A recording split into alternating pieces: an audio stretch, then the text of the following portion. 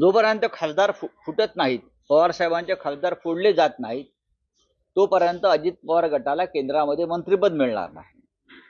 आणि हे मंत्रिपद प्रफुल्ल पटेल यांना हवं आहे. प्रफुल्ल पटेल यांना सांगण्यात आलेलं आहे, जो केंद्रामध्ये मंत्रिपद मिळवण्यासाठी जो कोटा आहे खासदारांचा, तो तुम्ही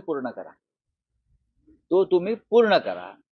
आणि त्यासाठी तुम्ही किमान पवार साहेबांच्या गटाचे 6 ते 7 खासदार फोडलेत, तर तुमचा एक खासदार तटकरे आणि हा 6वा किंवा हे 7, हे जेव्हा तुमचा आकडा पूर्ण होईल तेव्हाच प्रफुल्ल पटेल यांना मंत्रिपद मिळेल.